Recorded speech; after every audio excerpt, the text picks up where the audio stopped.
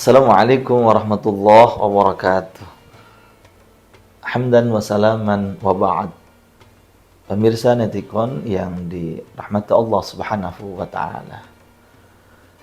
Suatu ketika di zaman Nabi kita Muhammad sallallahu alaihi wasallam, Nabi sedang ngisi pengajian ya. Kalau bahasa sekarang itu berada di majlis taklim ya, di majlis ilmu. Lalu ada sahabat Nabi yang jalan.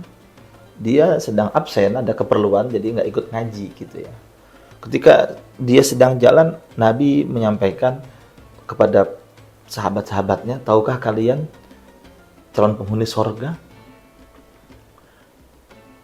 Siapa ya Rasul? Semuanya kan saling toleh menoleh. Itu tuh, yang lagi jalan tuh. Kaget para sahabat-sahabat semuanya. Mereka yang sedang di majlis taklim tidak disebut sebagai ya penghuni sorga, tetapi yang sedang berjalan itu adalah ya calon penghuni sorga. Ya. Lalu kemudian ada sahabat yang penasaran. Dia melakukan investigasi. Dia mencoba untuk meneliti amal ibadah apa yang dia lakukan, ya, orang tersebut yang dilakukan. Kenapa kok bisa sampai Rasulullah SAW menyatakan sahabat itu sebagai ahli surga. Lalu orang ini nginap beberapa hari di rumah orang yang diklaim oleh Rasulullah sebagai calon penghuni surga. Ternyata amalannya biasa-biasa saja, pemirsa Netikon. Ya sholat, ya biasa seperti ya sahabatnya itu yang sholat. Ya sedekah ya sedekahnya biasa. Wala sunahnya ya sama, amalannya sama, nggak ada yang istimewa dianggapnya itu. Lalu dia akhirnya penasaran kan, dia bertanya, wahai sahabatku, tahukah engkau bahwa engkau itu kemarin dibilang sama Rasulullah sebagai calon penghuni sorga loh. Kaget juga dia. Masa? Iya. Terus, iya, makanya aku datang sini untuk meneliti. Tapi aku lihat amalan kamu biasa-biasa saja. Nggak ada yang istimewa bagiku. Lalu orang ini menjawab, merespon, apakah barangkali karena aku mudah memaafkan kesalahan orang lain ya? Sebelum orang lain meminta maaf kepada aku. Lalu sahabat yang satunya ini, oh pantes.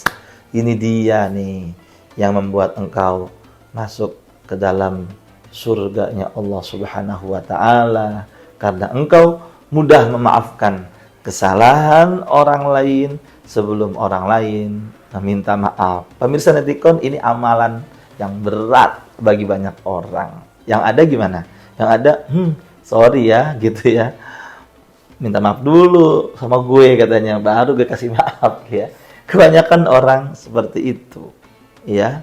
Ayo melalui hikmah kisah singkat ini kita menjadi pribadi yang pemaaf. Pribadi yang pemaaf secara psikologis sebetulnya dia akan lebih tentram, tenang hidupnya dibanding dengan pribadi yang pendendam. Hidupnya tidak pernah akan tenang karena orang di mata dia adalah orang yang salah semuanya. Pribadi yang pendendam di mata orang itu biasanya dia akan selalu dihantui dengan rasa ya dengki yang luar biasa. Pemirsa Netikon yang dirahmati Allah Subhanahu wa taala, ada sepenggalan ayat dalam Al-Qur'an yang Allah memang janjikan akan diberikan surga yang luasnya seluas bumi dan langit. Di antaranya adalah orang yang memaafkan kesalahan orang lain, wal 'afina 'anin nas.